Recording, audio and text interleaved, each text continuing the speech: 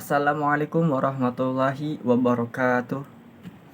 Bismillah, alhamdulillah, wassalatu wassalamu ala rasulillah wa ala alihi wa sahbihi wa mawalah. La haula wa la quwata illa billah. Perkenalkan, nama saya Muhammad Aditya Saputra. Berbicaranya saya di sini yaitu untuk mempresentasikan artikel yang berjudul Tokoh Agama dalam COVID-19.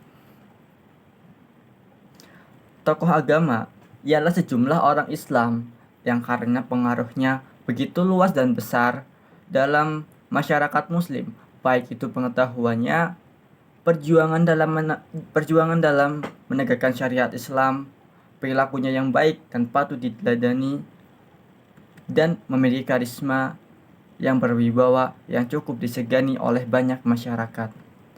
Banyak sekali ucapan dari tokoh agama yang kemudian hari menjadi suatu kenyataan, sehingga apa-apa yang dikatakan oleh para tokoh agama pasti dilakukan oleh masyarakatnya.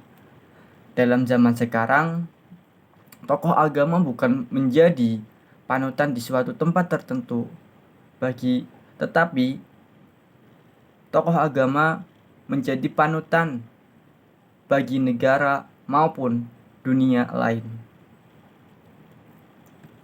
Karena tokoh agama mampu mengatasi persoalan-persoalan yang ada di suatu tempat, seperti dalam kasus perobekan Al-Quran yang dilakukan oleh keturunan dari bangsa Cina, yaitu pada tanggal 20 November tahun 1995 di Pekalongan.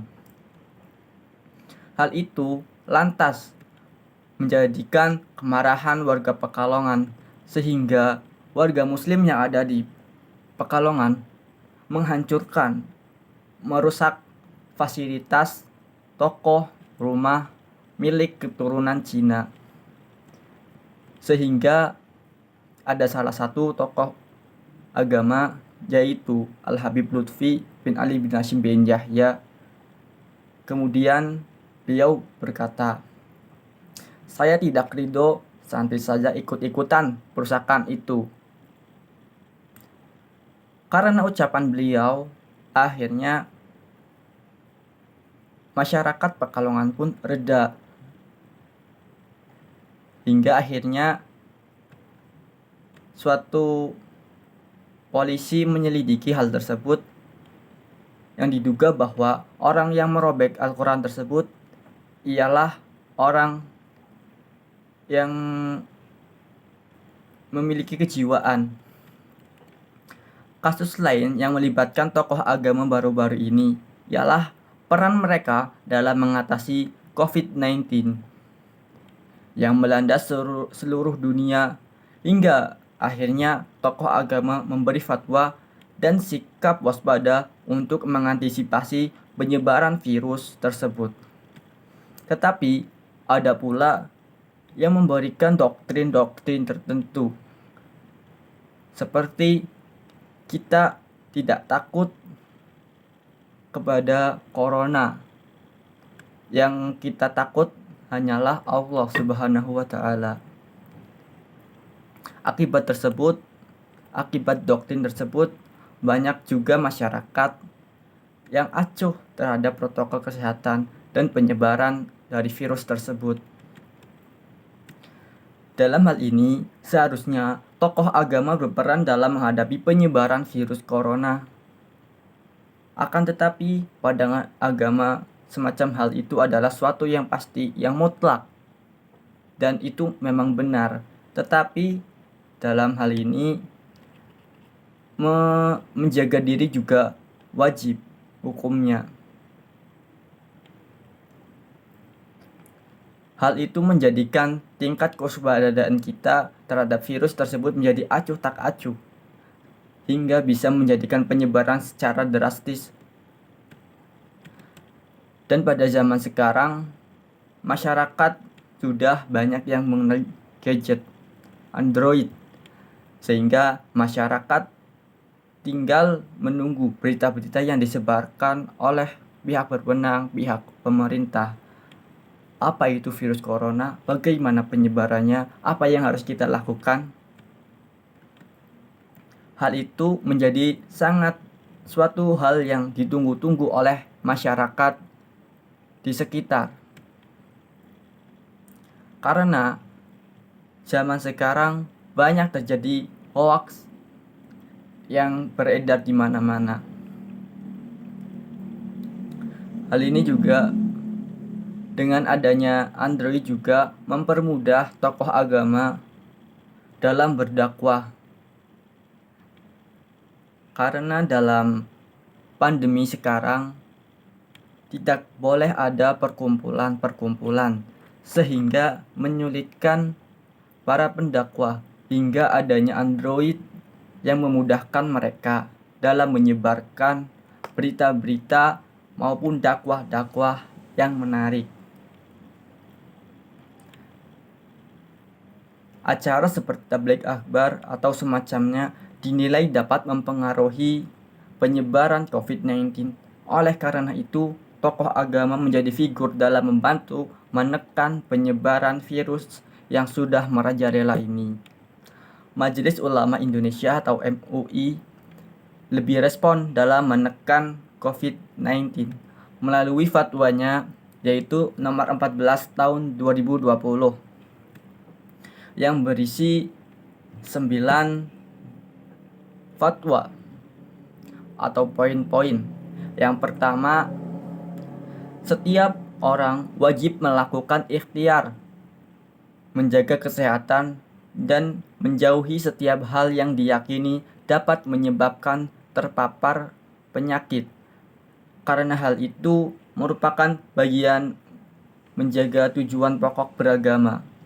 Yang kedua, orang yang terpapar COVID-19 wajib menjaga dan mengisolasi diri agar tidak terjadi penularan kepada orang lain.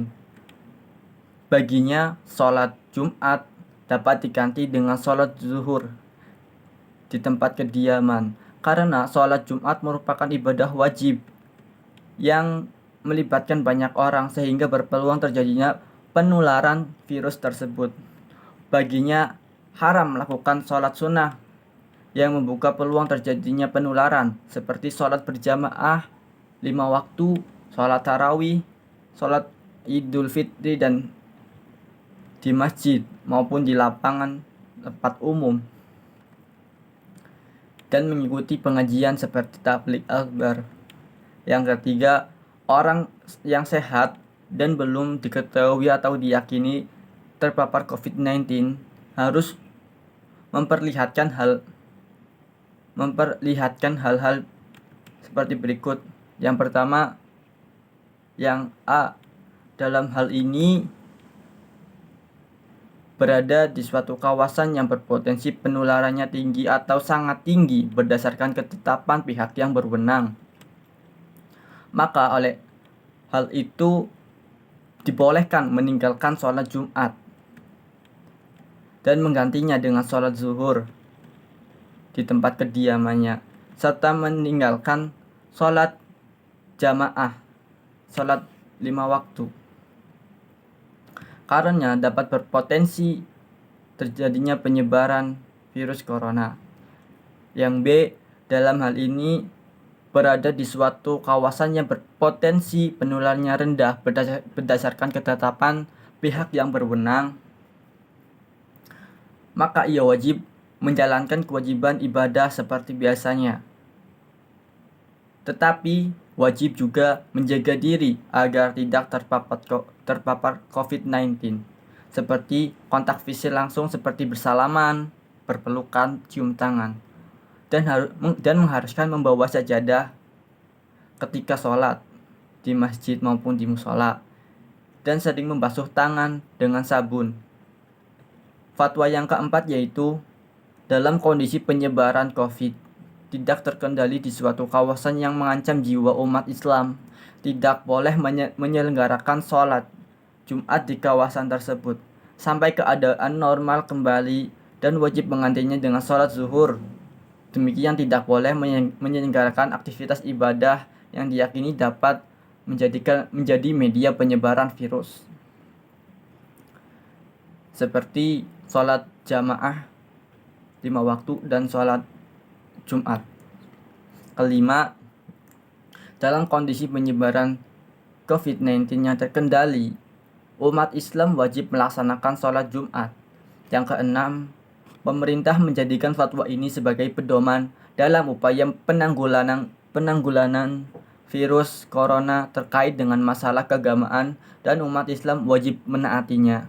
Yang ketujuh, pengurusan jenazah yang terpapar virus corona, terutama memandikan dan mengafani, harus dilakukan oleh protokol medis yang dilakukan oleh pihak yang berwenang dengan tetap memperhatikan ketentuan syariat Islam. Sedangkan untuk mensolatkan dan menguburnya dilakukan sebagaimana biasanya dengan tetap menjaga agar tidak terpapar virus corona. Yang kedelapan, umat Islam agar semakin mendekatkan diri kepada Allah Subhanahu wa taala dengan memperbanyak ibadah, taubat, istighfar, zikir, membaca kunut, nazilah di setiap sholat fardu, dan memperbanyak sholawat, memperbanyak sedekah, dan senantiasa berdoa kepada Allah Subhanahu wa taala agar diberikan perlindungan dan keselamatan dari musibah dan mara bahaya, khususnya sekarang yaitu COVID-19. Yang kesembilan, tindakan yang menimbulkan kepanikan atau menyebabkan kerugian publik seperti memborong atau menimbun kebutuhan pokok dan menimbun masker hukumnya haram. Tadi adalah fatwa yang dikeluarkan MUI pada tahun 2012. Dengan adanya fatwa yang dikeluarkan oleh MUI, masyarakat menjadi waspada terhadap penyebaran virus corona dan diharap untuk menekan penyebaran virus yang semakin drastis. Dan pemerintah juga mendukung atas fatwa yang diluncurkan oleh MUI. Dan bukan hanya itu saja, agama-agama lain juga berkaca dari fatwa tersebut, sehingga agama lain juga memberikan himbauan dan menutup peribadatan mereka selama pandemi. Hal itu membuktikan bahwa tokoh agama sangat berperan sekali dalam menanggulangi virus corona. Karena ucapan dari tokoh agama pastilah sangat berpengaruh dalam negara Indonesia, khususnya umat Islam. Karena di Indonesia mayoritas kita yaitu agama Islam, sehingga apa-apa yang dikatakan oleh tokoh agama pastilah menjadi panutan untuk kita semua. Karena kebenarannya insya Allah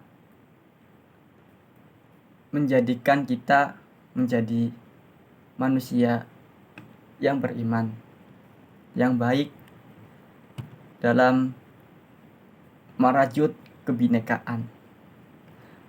Sekian dari saya. Mohon maaf apabila ada kesalahan maupun tutur kata yang dari saya. Wabillahi taufik wal hidayah. Wassalamualaikum warahmatullahi wabarakatuh.